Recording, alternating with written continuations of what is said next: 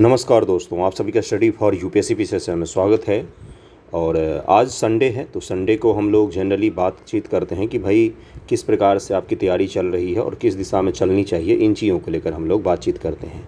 तो आज का जो वीडियो है ये बहुत सारे स्टूडेंट के रिक्वेस्ट पर मैं बना रहा हूँ, कोई अपने मन से नहीं बना रहा हूँ। बहुत सारे बच्चे मैसेज करते हैं अलग अलग प्लेटफॉर्म पर, इंस्टाग्राम पर और टेलीग्राम पर, तब जाके मैंने ये बनाया है। क्या है कि भाई पीटी एग्ज़ाम को लेकर, एक मिनट में बता देता हूँ, पीटी एग्जामिनेशन को लेकर अलग अलग सब्जेक्ट के अकॉर्डिंग कैसे क्या अप्रोच होना चाहिए। जो पीटी एग्ज़ाम कब है आपका 30 सितंबर को है। आज से ठीक 60 दिन बाद आपका एग्ज़ाम इस समय समाप्त हो गया रहेगा। तो आपका 30 सितंबर को एग्ज़ामिनेशन है और आज 30 जुलाई है।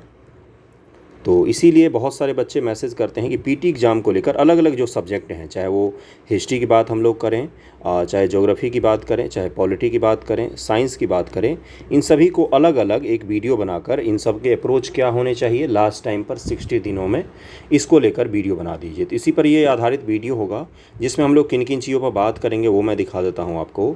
एंशिएंट हिस्ट्री की बात करेंगे हम लोग डिटेल में कि कहाँ से किस तरह से तैयार करना चाहिए और अप्रोच क्या रखना चाहिए, और मिडेवल, मॉडर्न, फिर बिहार स्पेशल हिस्ट्री जो होते हैं, इन चीज़ों को लेकर भी बात करेंगे।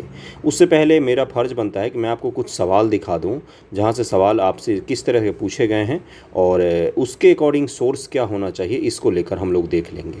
देखिए क्या पूछा हुआ है, और ये सारे के सारे जितने भी सवाल हैं मैक्सिमम आपके टेक्स्ट बुक से पूछे गए हैं। देखिए फैक्ट बुक जो होते हैं, रेफरेंस बुक जो होता है, जैसे स्पेक्ट्रम एक रेफरेंस बुक हो गया और एनसीईआरटी जो हो गया ये टेक्स्ट बुक हो गया। तो बीपीएससी का जो पहले का अप्रोच था उसमें सवाल बहुत ही अलग तरीके के आते थे, लेकिन 68वीं बीपीएससी के बाद का जो बीपीएससी का अप्रोच है उसमें सवाल बहुत ही अलग तरीके के पूछे जाते हैं। पहले के सवाल और अब के सवाल में कंपेयर अगर आप करेंगे तो फैक्ट के साथ साथ कुछ ऐसे सवाल होते हैं जो आपके कॉन्सेप्ट आधारित होते हैं, और उससे सवाल अगर पूछे जाते बच्चे वहाँ पर गलत भी कराते, नेगेटिव मार्किंग भी अब तो शुरू हो गया है। तो आप इन सवालों को ज़रा सा ध्यान से देखिएगा। क्या है सवाल, देखिए पे यहाँ पर क्या लिखा हुआ है कि प्राचीन काल में गंगा के दक्षिण क्षेत्र को क्या कहा जाता था। स्पेक्ट्रम, और जो स्पेक्ट्रम बोल रहा हूँ, जो अलग अलग फैक्ट बुक हैं उनमें सवाल तथ्य आधारित तो रहते हैं, लेकिन ये थोड़ा सा अलग तरीके से इन्होंने पूछ लिया था। तो जितने भी आपको सवाल दिखेंगे मिडेवल हिस्ट्री के देख सकते हैं आप, और एंशिएंट हिस्ट्री के देख सकते हैं। ये मैक्सिमम सवाल जो हैं, जैसे ये आपका कहाँ से है, तो ये आपका सीधा सीधा 11th की एनसीईआरटी से पूछा गया है। इसी चीज़ को लेकर डिटेल में मैं समझा दूंगा कि क्या पढ़ना चाहिए, कैसे पढ़ना चाहिए। तो वीडियो को अंत तक देखिएगा। बहुत सारे सवाल हैं, कुछ ऐसे सवाल भी हैं जो आपको किसी बुक में नहीं मिलते हैं। जैसे ये मैं सवाल दिखा देता हूँ, कौन सा है। 1940 है, पटना महिला महाविद्यालय, पटना महिला महाविद्यालय की स्थापना निम्नलिखित में किस समाज के द्वारा की गई थी। पटना वुमेंस कॉलेज की बात कर रहा है, किस समाज के द्वारा की गई थी स्थापना। तो अगर आप बिहार स्पेशल भी कोई बुक पढ़ा होगा आपने, तो केबीसी नैनो में इसकी जिक्र की गई है, केबीसी नैनो में इसका जिक्र मिलेगा आपको। अब सारे बुकों में ऐड किया गया है इसको। पहले इस तरह के सवाल जो हैं और इस तरह के फैक्ट जो हैं वो बीपीएससी स्पेशल बुक में भी आपको नहीं देखने को मिलते थे, और ये एट रैंडम उठा के पूछ लिया था। कुछ कुछ बुक में, कुछ कुछ टेस्ट सीरीज़ ने इसके बारे में पूछा था, लेकिन जनरली सामान्य तौर पर आपको सभी बुक में इसको देखने को नहीं मिलता था। अब ऐड किया गया है। एग्जामिनेशन के बाद सारे बुक गायब हो जाते हैं मार्केट से, सबको फिर नया फैक्ट ऐड करके मार्केट में लाया जाता है। इस तरह के सवाल को भी मैं बता दूंगा कि किस तरह से तैयार करना चाहिए। बाकी मॉडर्न हिस्ट्री के देखिए, मॉडर्न हिस्ट्री से सबसे ज़्यादा सवाल आते हैं, तो इसके तैयार को लेकर भी मैं बताऊंगा। ओके, तो जो लोग नए हैं चैनल पर सब्सक्राइब ज़रूर कर लीजिए। मैं बिल्कुल अप्रोच के साथ आपको बताने वाला हूँ। देखिए बीपीएससी पीटी में, बीपीएससी का जो पीटी एग्जामिनेशन होता है उसमें आपका हिस्ट्री का जो पोर्शन होता है, इससे जो सवाल पूछे जाते हैं वो सवाल तो मैंने आपको दिखा ही दिए कि 68 से पहले किस तरह के पूछे जाते थे और 68 के बाद किस तरह से पूछे जा रहे हैं। और 1/4 नेगेटिव है अभी तक, तो क्योंकि बीपीएससी ने नया नोटिफिकेशन जारी भी नहीं किया है, और जो पोल लिया था उसमें बताया गया था कि 4 ही ऑप्शन आपको रखना है, और आपको 4 ऑप्शन के साथ साथ आपको 1/3 नेगेटिव रखना है। लेकिन अभी तक ये पोल में तो यही प्रमुखता से लोगों ने पोल दिया था कि यही रखिए, लेकिन उसको उजागर नहीं किया है बीपीएससी ने कि किस तरह के सवाल आएंगे। अब जो भी सवाल आएंगे वो तो देखा जाएगा एग्जामिनेशन में। 69 बीपीएससी भी सरप्राइज़ ही होगा एक तरह का आपके लिए। जिस तरह 68 सरप्राइज़ था उसी तरह का 69 भी होगा। ऑप्शन 4 होंगे या 5 होंगे, नेगेटिव 1/4 होगा या 1/3 होगा। हो सकता है ये चीज़ एग्ज़ाम में ही जाकर क्लियर हो। तब देखते हैं। देखिए क्या लिखा हुआ है कि हिस्ट्री को लेकर जिसके 30 से 35 सवाल तक बनते हैं मिनिमम, इसको 4 हिस्सों में मुख्य रूप से बांटते हैं। एक होता है एंशिएंट का, एक होता है मिडेवल का, एक होता है मॉडर्न का, एक होता है बिहार स्पेशल का। बिहार स्पेशल हिस्ट्री में मॉडर्न और आपका एंशिएंट और मिडेवल तीनों के तीनों समाहित हैं। इसके अलावा कुछ आपका बिहार का जीके भी समाहित हो जाता है, जिसमें पटना कॉलेज का मैंने बताया। इसी तरह से एक चर्च के बारे में पूछा हुआ था, और कभी कभी जैसे बख्त खां जी के बारे में पूछ लिया था। तो ये जो है जो बतख मियाँ के बारे में पूछ लिया था, ये जो है ये कहीं पर हिस्ट्री में हम लोग नहीं पढ़ते हैं, ये डीप में जाके पूछा था। या एक और बुक उसने पूछा है बिहार के बारे में, दिखा देता हूँ मैं आपको, कि राजेंद्र प्रसाद द्वारा या किसी और के द्वारा जो बुक एक लिखा गया महात्मा गांधी पर, उसके बारे में उन्होंने पूछ लिया है। और वो काफ़ी कठिन सवाल है, इसमें नहीं आया स्क्रीनशॉट में, नहीं तो मैं आपको दिखा देता। और उस बुक के बारे में हम लोग कहीं पर पढ़ते भी नहीं हैं, लेकिन बीपीएससी ने उसको क्यों पूछा? क्योंकि उसके लेखक जो हैं वो बिहार से बिलोंग करते हैं, इसलिए उस सवाल के बारे में पूछा गया था। तो इसी तरह का आपको अप्रोच रखना है कि भाई बिहार से संबंधित डीप फैक्ट भी जो हैं उससे जुड़े हुए सवाल आपको देखने को मिल सकते हैं। एक एक बुक पर चलेंगे अभी हम लोग, अभी तो वीडियो शुरू ही हुआ है आपका। देखिए, सबसे पहले हम लोग एंशिएंट हिस्ट्री की बात करते हैं। एंशिएंट हिस्ट्री में जो सवाल पूछे गए हैं, अगर आपने उसका अप्रोच देखा होगा तो मैं आपको बताता हूँ। एंशिएंट हिस्ट्री में कुछ सवाल तो ऐसे हैं जो वही ढर्रे पर हैं जो पहले पूछे जाते थे बीपीएससी में, लेकिन कुछ सवाल ऐसे हैं जो नए ढर्रे पर हैं। जिस तरह के सवाल मगध का क्षेत्र, गुप्त साम्राज्य, उसके बाद से गुप्त से पहले का, मगध से पहले का, महाजनपद, बुद्ध, जैन, ये कुछ ऐसे टॉपिक हैं जिनसे जनरली सवाल पूछे जाते थे। लेकिन ये अभी तक नहीं पूछा गया था गंगा के दक्षिण के प्रदेश को क्या कहा जाता है, या मगध साम्राज्य जुड़े हुए कुछ डीप फैक्ट पूछ ले, महाजनपद काल से जुड़े हुए कुछ डीप फैक्ट पूछ ले। देखिए, वर्स्ट के लिए मैं आपको तैयार करने की कोशिश कर रहा हूँ। तो इस तरह के सवाल अगर आपको देखने को मिलते हैं तो सरप्राइज़ नहीं होना चाहिए, क्योंकि ये सवाल कहाँ से पूछे जाएंगे मैक्सिमम आपके, तो टेक्स्ट बुक से पूछे जाएंगे, एनसीईआरटी से सवाल पूछे जाएंगे। सिलेबस बिल्कुल ही अलग हो गया है। पहले होता था कि सिर्फ बिहार स्पेशल से एंशिएंट के मैक्सिमम सवाल पूछे जाते थे, लेकिन अब वो बिहार स्पेशल से ना पूछ के उससे तो पूछते ही हैं कुछ सवाल, लेकिन मैक्सिमम सवाल जो हैं वो आपके एनसीईआरटी से उठाता है, जिसको मैं आपको एग्जाम्पल सहित समझा देता हूँ। जैसे देखिए, ये जो सवाल है आपका एंशिएंट हिस्ट्री का, प्राचीन काल में गंगा के दक्षिण के क्षेत्र को क्या कहा जाता था, भारतीय उपमहाद्वीप में लोहे का प्रयोग कब शुरू हुआ है, इनमें से क्या हो जाएगा, उपयुक्त में से कोई नहीं होना चाहिए, क्योंकि अतरंजी खेरा वगैरह से हमें लोहे का प्रमाण मिलता है, जो इनमें से कभी नहीं होगा। या दूसरी शताब्दी के आसपास रचित संस्कृत के शिलालेख के अनुसार सुदर्शन झील कृत्रिम जलाशय की मरम्मत किसने की थी। ये वही कन्वेंशन सवाल हो गया जो बार बार पूछा जाता है। अगला कौन सा है, देखिए, झांसी के पास देवगढ़ का मंदिर, ये भी एनसीईआरटी से सवाल पूछा गया है। आसान सवाल है ये, मुझे भी पता है ये सभी के सभी सवाल जो हैं वो आसान कैटेगरी में आते हैं, लेकिन आसान आज आपको लग रहा है। जब 68 बीपीएससी आप दे रहे थे एग्जामिनेशन हॉल में, तो वहाँ पर आपको ये सवाल आसान कतई नहीं लग रहा था। इस चीज़ को याद कीजिए, जिन जिन लोगों ने 68 बीपीएससी दिया है, बार बार कम से कम 20 बार आपने इस सवाल को देखा, इस पेपर को दिखाया है मैंने, तब जाके आपको ये आसान लग रहा है ये सवाल। जब आप एग्जामिनेशन पेपर को हल कर रहे थे तो इस 5 ऑप्शन के कारण, डी और ई के कारण, ये सभी सवाल आपको कठिन लग रहे थे। सच सच बताइएगा, मैं जो कह रहा हूँ वो 100% सच है कि नहीं।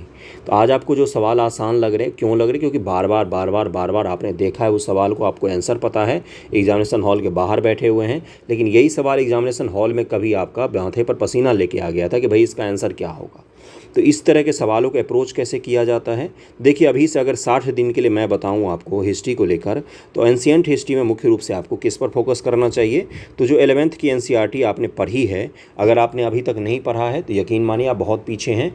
जो रामशरण शर्मा की बुक आती है, उस बुक को अगर आपने पढ़ा है तो उसको कम से कम एक बार और पढ़ के अप्रोच के साथ सही तरीके से पढ़कर उसको आप टारगेट कीजिए, आसानी से आपका एंशिएंट हिस्ट्री तैयार हो जाएगा मैक्सिमम। यानी कि 100% सवाल जो पूछे जाएंगे वो 11th की एनसीईआरटी से ही आना चाहिए। बिहार स्पेशल पर भी मैं आऊँगा, एग्जाम्पल सहित सब कुछ समझाऊंगा, लेकिन सबसे पहले आपको क्या करना चाहिए, 11th का एनसीईआरटी में रामशरण शर्मा को उठाकर पढ़ना चाहिए। मैं दिखा देता हूँ, वो बुक भी दिखा देता हूँ, उसका PDF भी आपको ऑनलाइन फ्री में मिल जाता है। देखिए, प्राचीन भारत की बुक है, रामशरण शर्मा की 11th की बुक आती है। और इसको मैं क्यों पढ़ने को कह रहा हूँ, क्योंकि मैं दिखा देता हूँ, पिछली बार भी एग्ज़ाम के बाद मैंने बहुत सारे दिखाए थे जहाँ से सवाल पूछे जाते हैं। जो लोहा वाला आपका सवाल है वो प्राचीन भारतीय इतिहास के आधुनिक लेखक और इतिहास का निर्माण जो है, यहाँ से सवाल पूछे गए थे मैक्सिमम। एक सवाल यहाँ से पूछा गया था। ताम्रपाषाण के बाद हड़प्पा संस्कृति जो है, यहाँ से भी सवाल पूछे जाते हैं। ताम्रपाषाण से भी पूछा जाएगा, ताम्रपाषाण युग में आपका हड़प्पा भी आ जाता है कई बार। कांस्य युगीन सभ्यता, ताम्रयुगीन सभ्यता, इन सभी में उसको काउंट किया जाता है। आर्यों का आगमन और ऋग्वैदिक युग। और उत्तर वैदिक जो होता है यहीं से लोहे का उपयोग शुरू होता है। तो उत्तर वैदिक कब है भाई? तो 1000 ईस्वी के आसपास से शुरू होता है। उसमें सारे एग्जाम्पल जो ऑप्शन जो दिए हुए हैं 9000, 6000, 12000 वर्ष पूर्व दिया हुआ है। तो यहाँ से एक कॉन्सेप्ट पर आधारित आपसे सवाल पूछा गया था, वो फैक्ट नहीं था, वो कॉन्सेप्ट था एक्चुअली में। अगर किसी को भी पता होगा कि भाई उत्तर वैदिक काल में भारत का लोहे का उपयोग देखा जाता है, तरंजी खेरा वगैरह, तो आप झट से उस सवाल को कर ले जाते। वहाँ पर उस सवाल को करने में आपको दिक्कत आई होगी क्योंकि आप भूल गए होंगे, याद ही नहीं होगा। आज आपको सवाल आसान लग रहा होगा। दूसरा मैं दिखाता हूँ, देखिए यहाँ से मूल रूप से आपको कौन कौन से चैप्टर पढ़ना है। तो पहला जो है भारतीय इतिहास का महत्व, इसको आप छोड़ भी सकते हैं, ऐसा कुछ नहीं है, रिवीजन करते समय मैं बता रहा हूँ। आपको शुरुआत कहाँ से करनी है? तो प्रस्तर युग से थोड़ा बहुत पढ़ लीजिएगा और यहीं से शुरुआत कर सकते हैं, चैप्टर नंबर 5 से शुरुआत कर सकते हैं। और जो स्रोत वगैरह दिए हुए हैं ये आपको इसी में समाहित हो जाएंगे। अलग अलग जगहों पर आपको ये सारे के सारे चैप्टर जो हैं वो दिख जाएंगे, इसके जो भी फैक्ट हैं, सिक्के वगैरह सब कुछ आपको दिख जाएगा आगे के चैप्टरों में।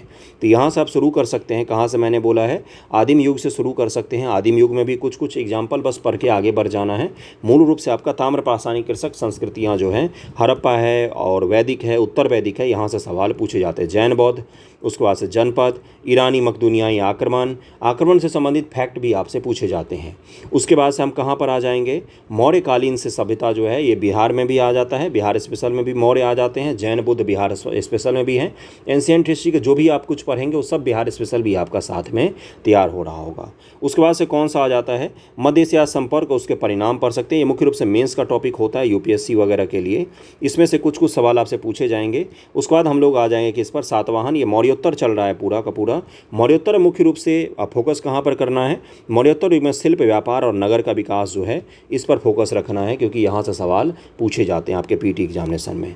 गुप्त साम्राज्य में 1-2 राजाओं के कार्यकाल को पढ़ लीजिएगा। कौन सा लेखक कब आया है उसको पढ़ना है, किसका निर्माण किसने किया ये पढ़ना है। और मौर्य जो गुप्त इतिहास है इसका स्रोत, जैसे चंद्रगुप्त जो है द्वितीय, उसके स्रोत कौन कौन से हैं, कुमारगुप्त के स्रोत कौन कौन से हैं जानने के। उसके बाद से जो स्कंदगुप्त है उसको जानने के कौन कौन से स्रोत हैं, कौन कौन से लेख हैं, कौन कौन से ताम्रपत्र हैं, किस गुहा लेख में इसका जिक्र है, कौन सा मंदिर किसने बनवाया, यहाँ से सवाल आपसे पूछे जाते हैं। तो गुप्तों का जो कला है, गुप्तों का प्रशासन, अब आ रहा हूँ मैं मुख्य पॉइंट पर जो आपको पढ़ना है। गुप्तों का कला प्रशासन, उसके बाद से गुप्तों का जो शासन प्रणाली है, प्रशासन में वही आ जाएगा। और गुप्तों के काल के संस्कृति, कला संस्कृति एक ही है।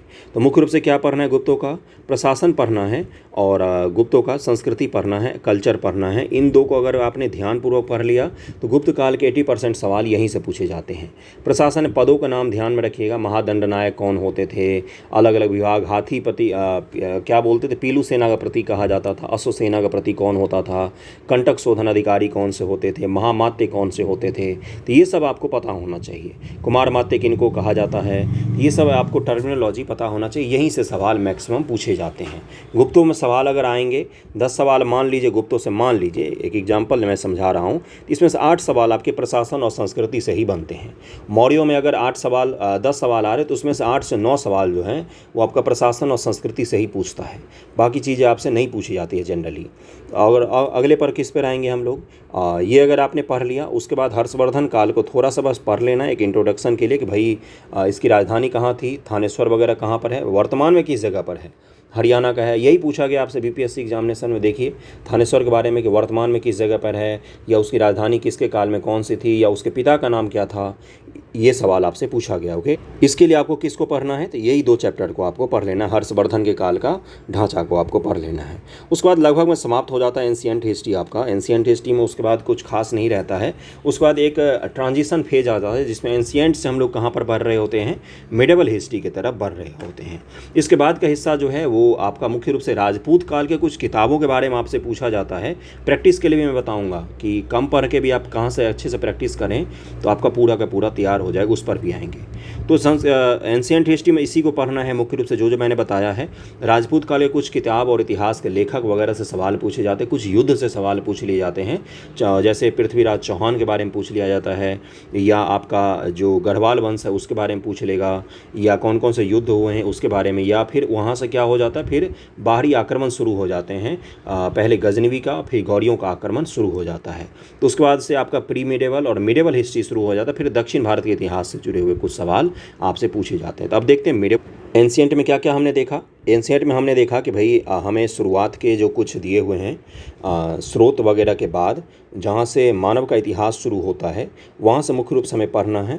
उसके बाद से गुप्त काल तक हमें डिटेल में पढ़ लेना है। और गुप्तों के बाद एक हर्षवर्धन का इंट्रोडक्शन हमें ले लेना है कि हर्षवर्धन के इससे पहले कौन कौन शासक थे, वंशावली क्या है, और हर्षवर्धन ने कौन कौन से प्रमुख कार्य किए थे, किस किस से युद्ध लड़ा था। और जैसे नीचे पुलकेशिन द्वितीय से युद्ध लड़ा था, चालुक्य शासक, और पूरब में जो शशांक था गौर वंश का शासक, उसके साथ युद्ध लड़ा था। यहाँ पर आपका एंशिएंट का लगभग में 90% सवाल जो है वो इसी टाइम पीरियड से पूछे जाते हैं। इसके बाद मिडेवल हिस्ट्री पर डायरेक्ट बीपीएससी चला जाता है। मिडेवल हिस्ट्री के बारे में आपको डिटेल बता देता हूँ। देखिए मिडेवल हिस्ट्री में भी 2 हिस्से हैं। कौन कौन से हिस्से हैं भाई? तो वीडियो डिटेल में होता है मेरा, मैं कोई हंसी मजाक के लिए नहीं वीडियो बनाता हूँ, उनके लिए बनाता हूँ जिनके पास कोई संसाधन नहीं होता है, कोई समझाने वाला नहीं होता है, उन्हीं के लिए बनाता हूँ। इसलिए वीडियो डिटेल में होता है तो अंत तक देखिएगा। मिडेवल हिस्ट्री में भी 2 भाग होते हैं मुख्य रूप से। एक बिहार स्पेशल जो बहुत ही छोटा है, बिहार स्पेशल मिडेवल हिस्ट्री बहुत ही छोटा है। इसको अगर आपने PYQ भी कर लिया है बिहार स्पेशल मिडेवल हिस्ट्री का ढंग से तो यकीन मानिए आपका Bihar special medieval history complete हो जाता है। शेरशाह सूरी एकमात्र ऐसा चैप्टर है जहाँ से सबसे ज़्यादा सवाल पूछे जाते हैं और हर साल ही एक सवाल पूछे जाते हैं। शेरशाह सूरी से हर साल बना हुआ है कि एक सवाल उससे पूछा जाएगा। ओके, बाकी का जो मिडेवल हिस्ट्री बचता है इसमें भी कुछ हिस्सा बंधा हुआ है जहाँ से आपके सवाल पूछे जाते हैं। कौन कौन सा हिस्सा बंधा हुआ है? तो देखिए ओल्ड NCERT की पाठ सूची है, विषय सूची है, मेरा बुक है ये, तो उसके में मैंने आपको फ़ोटो खींच के लाया हूँ आपके लिए कि भाई दिखा दो मैं कौन कौन से चैप्टर से पूछा जाता है। संगम इतिहास जो है, संगम के बाद का जो दक्षिण भारत का इतिहास है जिसमें मुख्य रूप से चोल शासक जो हैं वो मिडेवल हिस्ट्री में बिल्कुल छाए हुए रहते हैं। तो राजेंद्र हो गया, राजेंद्र प्रथम हो गया, उससे पहले राजराज प्रथम हो गया, और जितने भी चोल शासक हैं उनके बारे में एक आइडिया तो आपको कम से कम होना ही चाहिए कि कौन से शासक ने कहाँ पर आक्रमण किया था, किस प्रकार से किसने काम किया था, और कौन कौन से प्रमुख आक्रमण हैं, कौन से प्रमुख निर्माण हैं उनके। तो दक्षिण भारत में चोलों की संस्कृति को और प्रशासन को एक बार बस आपको पढ़ लेना है और उससे जुड़े हुए MCQ भी प्रैक्टिस कर लेना, बस चोल का आपका समाप्त हो जाएगा। और उससे ज़्यादा दक्षिण भारत के इतिहास से सवाल सामान्य तौर पर नहीं पूछे जाते हैं मिडेवल हिस्ट्री में। उसके बाद से कौन सा आ जाता है दक्षिण भारत में? आपका एक आ जाता है विजयनगर और बहमनी। पेन चल नहीं रहा है। बहमनी, ये 2 BPSC के फेवरेट टॉपिक हैं। कोई भी साल का पेपर ऐसा नहीं है जिसमें विजयनगर से साम्राज्य से सवाल ना पूछा गया हो और बहमनी साम्राज्य से सवाल ना पूछा गया हो। आप किसी भी साल का पेपर उठा कर देख लीजिए, एक सवाल गारंटेड होता है। UPPCS वालों का भी फेवरेट टॉपिक है बहमनी। क्यों? क्योंकि इसको जनरली हम लोग इग्नोर कर देते हैं। और उत्तर भारत में इसी के समय के आसपास का है जौनपुर वगैरह का जो शासन आता है उसको भी आपको पढ़ना है। जौनपुर सरकी राजवंश का नाम आपने सुना होगा जौनपुर का, तो इसको अगर आप ढंग से पढ़ लेंगे, क्योंकि गलती यहीं पर करते हैं। देखिए आप लोग दिल्ली सल्तनत पढ़ के जाते हैं, इल्तुतमिश से लेकर आप पूरा का पूरा जो फिरोज शाह तुगलक है या उसके बाद का इब्राहिम लोदी तक आप पढ़ के जाते हैं दिल्ली सल्तनत में, फिर मुगल भी पढ़ लेते हैं आप लोग, लेकिन इग्नोर किसको कर देते हैं? तो विजयनगर साम्राज्य। पिछले साल भी एक सवाल पूछा है कृष्णदेव राय से जुड़ा हुआ कि उन्होंने अपनी माता के नाम पर कौन से नगर का बसाया था और कौन से नगर का निर्माण किया था। ये किससे सवाल है? तो विजयनगर साम्राज्य सवाल पूछा गया है ये। और बहमनी साम्राज्य से भी सवाल पूछे जाते हैं। बहमनी विजयनगर पर विशेष ध्यान दीजिएगा क्योंकि यहाँ से आप गलती करते हैं। बाकी जगहों को तो आप अच्छे से तैयार कर लेते हैं लेकिन इनको इग्नोर कर देते हैं। और यही वो 1-2 सवाल होते हैं जो आपका कट ऑफ डिसाइड कर देते हैं। यही 1-2 सवाल जो अच्छे से पढ़ के पूरा सिलेबस गए होते हैं वो तो कर लेते हैं, और आपने चूंकि मुगल और दिल्ली सल्तनत के अलावा नहीं पढ़ा होता है तो आपके सवाल छूट जाते हैं। तो बहमनी और विजयनगर को विशेष ध्यान देना है, कुछ भी नहीं करना है। जो NCERT में चैप्टर दिया हुआ है, देखिए यहाँ पर दिया हुआ है विजयनगर और बहमनियों का काल तथा पुर्तगालियों का आगमन, इसको कम से कम अच्छे से पढ़ लेंगे। 2 से 3 चैप्टर में दिया हुआ है बहमनी विजयनगर साम्राज्य के बारे में, और विजयनगर के बारे में जो घटना चक्र में MCQ दिए हुए हैं और बहमनी के बारे में, इनको अगर आपने प्रैक्टिस कर लिया अब आपको भूल जाना है कि इससे सवाल आपका छूटेगा। घटना चक्र के MCQ आपको देखने में बड़े बड़े लगते होंगे, बहुत मोटी मोटी किताब, लेकिन किसी भी चैप्टर का आप उठाइएगा, शुरुआत के 20 सवाल और उसके एक्सप्लेनेशन अगर आपने पढ़ लिया किसी भी चैप्टर के घटना चक्र के MCQ का, तो आगे के उसमें 50 सवाल ही क्यों ना हो उसी एक्सप्लेनेशन पर आधारित होते हैं। सवाल रिपीटेड होते हैं, एक एक सवाल 10-10 बार दिए हुए रहते हैं घटना चक्र में, इसलिए उसको लेकर घबराना नहीं है। जो मैंने बताया मिडेवल हिस्ट्री में मुख्य हिस्सा ये आपको तैयार करना है, बाकी ये हिस्सा कौन कौन सा तैयार करना है। तो देखिए यहाँ पर क्या लिखा हुआ है, युद्ध वगैरह से सवाल 1 से 2 सवाल पूछे जाते हैं। कौन से युद्ध कब हुआ है ये जनरली पूछ लिया जाता है, किसके किसके बीच में हुआ है ये पूछ लिया जाता है। जैसे अगर आप देखेंगे तो राजपूत काल या दिल्ली सल्तनत के काल से पहले जो 2-4 बार 10 बार के करीब में आक्रमण है उसका, और उसके बाद मोहम्मद गौरी के बाद सामान्य तौर पर दिल्ली सल्तनत में युद्ध नहीं हुए हैं। युद्ध कहाँ पर हुए? दिल्ली सल्तनत को स्थापित करने के लिए युद्ध हुआ है, और मुगल साम्राज्य को स्थापित करने के लिए बाबर ने कुछ युद्ध लड़े हैं, फिर अकबर ने कुछ युद्ध लड़ा है, उसके बाद औरंगजेब ने युद्ध लड़े हैं अंत में आकर। बाकी बीच में शांति का काल रहता है, युद्ध कम होते हैं भारत में, ये आपने देखा होगा।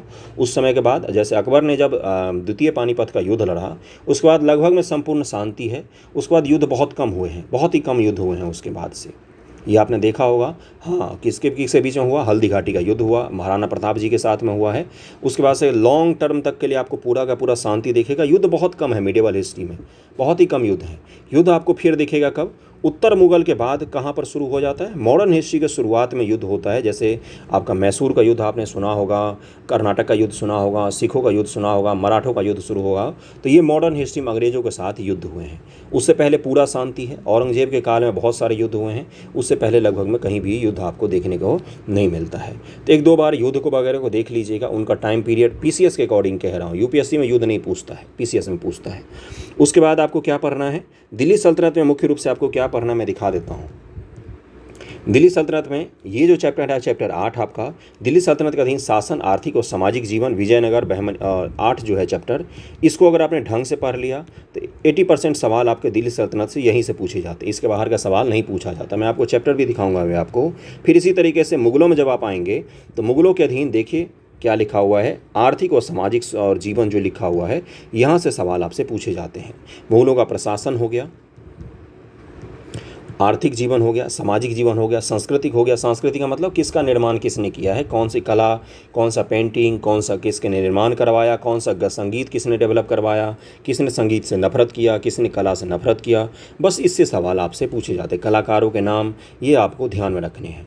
बाकी इसके अलावा मिडिवल हिस्ट्री में कुछ भी आपको ध्यान रखना ही नहीं है। उसके बाद हम लोग कहाँ पर चले जाएंगे? डायरेक्ट बिहार स्पेशल के मिडिवल हिस्ट्री पर।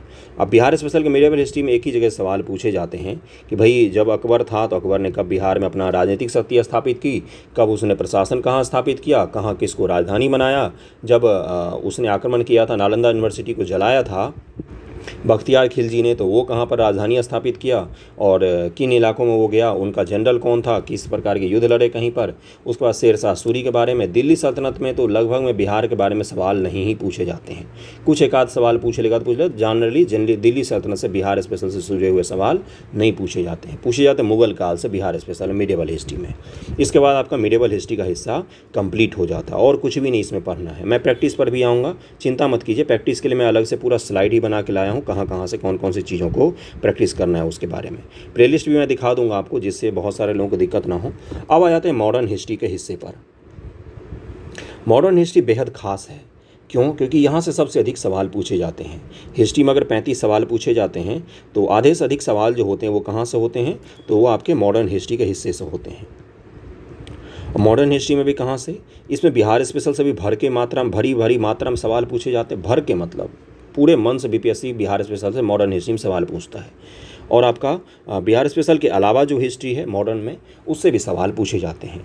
इसके लिए कोई एक बुक को फॉलो कीजिए। अगर आपने बिपिन चंद्रा पढ़ा है 12th का तो वेरी गुड, बहुत ही अच्छी बुक है, बहुत ही अच्छी बुक है। एक अंदाज़ा आपको लग गया होगा। फैक्ट थोड़े से कम है लेकिन आप इसके सवाल कर ले जाएंगे, इतने तो रहते हैं फैक्ट।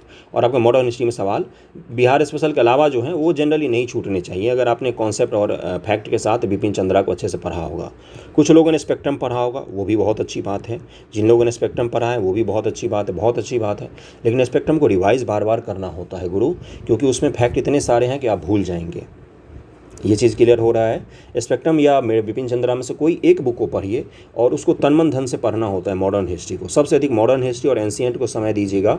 मिडिवल से सामान्य तौर पर कम सवाल पूछे गए हैं। 68वीं में एक्सेप्शन था कि भाई 1-2 सवाल ज़्यादा पूछ लिए थे, नहीं तो सामान्य तौर पर मिडिवल हिस्ट्री से कम सवाल पूछे थे। एंशिएंट और मॉडर्न से जनरली ज़्यादा सवाल पूछे जाते हैं। ओके, मॉडर्न हिस्ट्री का मुख्य रूप से यही 2 सोर्स रखिएगा पीटी एग्जामिनेशन के लिए। इसके अलावा कोई सोर्स हमें नहीं रखना है। कोई अगर आप एक्स्ट्रा अगर कुछ पढ़ना चाह रहे हो तो आप पढ़ सकते हैं, मैं रोकूंगा नहीं, लेकिन मैं रिकमेंड करता हूँ इन्हीं 2 सोर्स में से किसी एक को फॉलो कीजिए या दोनों को फॉलो कर सकते हैं। लेकिन पहले अगर दोनों को फॉलो कर रहे हैं तो पहले बिपिन चंद्रा पढ़ना है, उसके बाद दूसरे वाले बुक पर आप जाइएगा। नहीं तो डायरेक्ट अगर स्पेक्ट्रम आप पढ़ रहे हैं तो इसी के फिर बार बार पढ़िए। स्पेक्ट्रम की सबसे बड़ी खराबी है कि उसमें फैक्ट आधारित जो हैं वो बहुत ज़्यादा हैं, उतने फैक्ट को याद रखना थोड़ा सा मुश्किल होता है 1 बार 2 बार पढ़ के। तो इसको अगर आप 5 बार ही पढ़ेंगे तो भी कुछ फैक्ट आपके छूटेंगे, लेकिन कोई बात नहीं, 5 बार आप पढ़ेंगे तो इतना तो काबिल हो ही जाएंगे कि आपका सवाल नहीं छूटेगा एग्जामिनेशन में। बिहार स्पेशल मॉडर्न हिस्ट्री पर मैं बाद में आऊँगा, उसके बारे में बताऊँगा आपको। तो मॉडर्न हिस्ट्री के लिए केवल यही था जिसको आपको फॉलो करना है और अच्छे से फॉलो करना है। जब भी मैं अच्छे से बोलता हूँ इसका मतलब क्या होता है कि पूरे बुक को आपको अच्छे से पढ़ना है, क्योंकि मॉडर्न हिस्ट्री में कुछ भी ऐसा छोड़ने लायक है ही नहीं। आपको 1947 के बाद के इतिहास से भी सवाल पूछे जाएंगे। हो सकता है 1962 चाइना वॉर से सवाल पूछ ले, या 1965 से पूछ ले, या 1968 के बैंकिंग सुधार से पूछ ले, ये भी मॉडर्न हिस्ट्री का हिस्सा है। आज़ादी के बाद का इतिहास अगर आपने बिपिन चंद्रा का पढ़ा होगा, बहुत ही मोटी बुक आती है, तो भी मॉडर्न हिस्ट्री का ही पोर्शन होता है। मॉडर्न हिस्ट्री जनरली हम लोग 1947 तक समझते हैं, जबकि वो गलत है। जो उसके बाद पॉलिटी और हिस्ट्री कंबाइंड होने लग जाते हैं, इकोनॉमी भी कंबाइंड होने लग जाता है। प्रथम पंचवर्षीय योजना कई बार मॉडर्न हिस्ट्री में भी लोग पढ़ा देते हैं और इकोनॉमिक्स में भी पढ़ा देते हैं।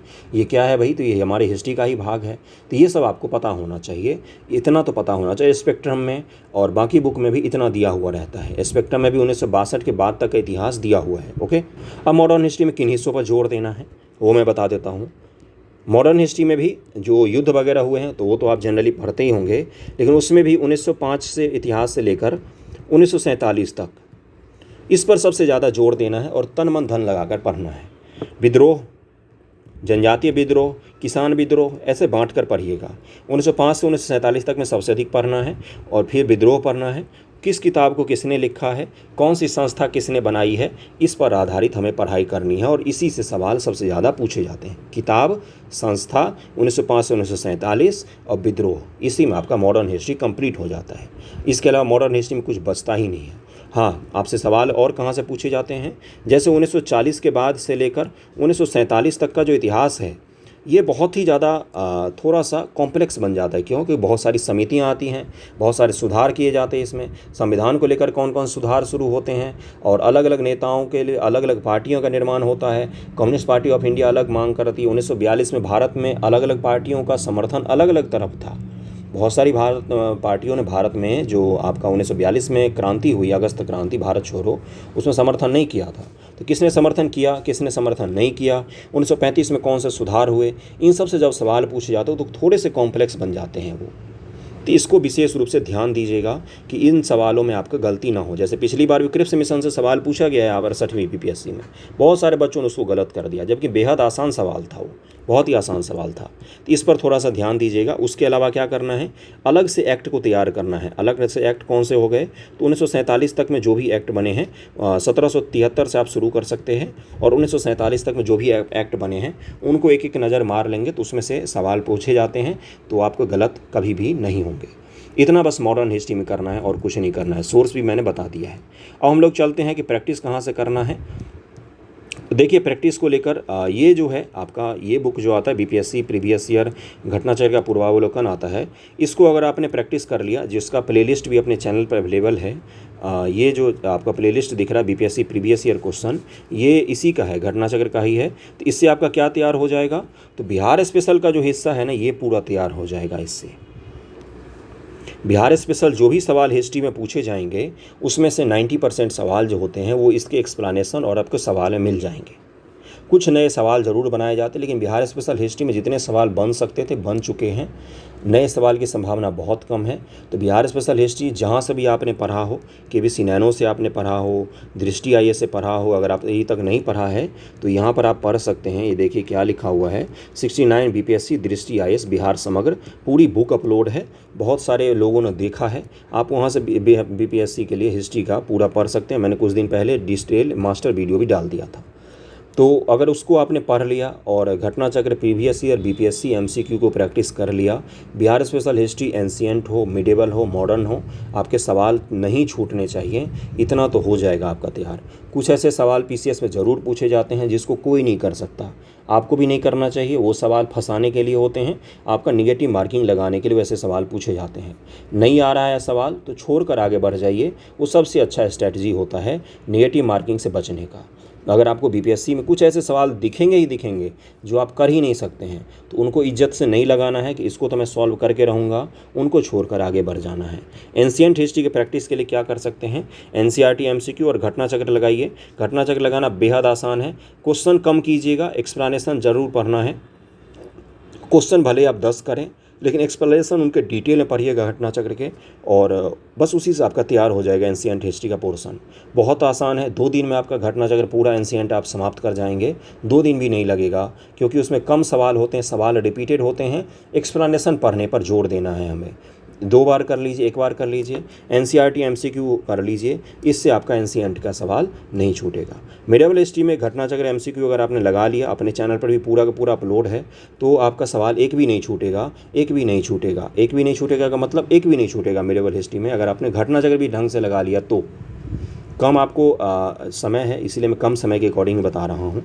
मॉडर्न हिस्ट्री में जितने एमसीक्यू लगा सकें सब कम पड़ जाता है, क्योंकि मॉडर्न हिस्ट्री से इतने सवाल बनते हैं, इतने सवाल कोई इसका कोई अंत ही नहीं है, इतने सवाल बनते हैं मॉडर्न हिस्ट्री में। मॉडर्न हिस्ट्री में एनसीईआरटी एमसीक्यू जरूर लगाइएगा। अपने चैनल पर भी चल रहा है, रुक गया है, फिर से शुरू कर देंगे हम। और घटना चक्र को प्रैक्टिस करना है, और इसके अलावा टेस्ट सीरीज वगैरह में तो हम लोग प्रैक्टिस करते भी हैं। बिहार स्पेशल के लिए मैंने बताया है कि बीपीएससी पीवाईक्यू घटना चक्र सबसे पहले इसकी को अटैम्प्ट करना है, उसके बाद से टेस्ट सीरीज आपको लगाना है, उससे आपका बिहार स्पेशल हिस्ट्री तैयार हो जाएगा। इतना ही बताना था आज मुझे हिस्ट्री के बारे में। मुझे नहीं लगता अब कोई डाउट होना चाहिए किसी भी सेक्शन को लेकर। सभी सेक्शन को डिटेल में मैंने बताया है। 30 मिनट का गाइडेंस वीडियो मैं ही बनाता हूँ अकेला, और कोई नहीं बनाता है। और 1 मिनट भी इसमें आपका बर्बाद नहीं गया होगा, कोई हंसी मजाक कुछ भी जोक वोक कुछ तो होता नहीं है। कैसा लगा वीडियो ज़रूर बताइएगा। हिस्ट्री से जुड़े हुए आप कोई भी समस्या नहीं रहेगा। अगले संडे तक मैं किसी और सब्जेक्ट पर आपका वीडियो ले आऊँगा, जिससे आपका वो सब्जेक्ट भी तैयार हो जाए। किसी और चीज़ पर आपको वीडियो चाहिए गाइडेंस रिलेटेड, तो आप कमेंट कर सकते हैं। थैंक यू सो मच आप सभी का।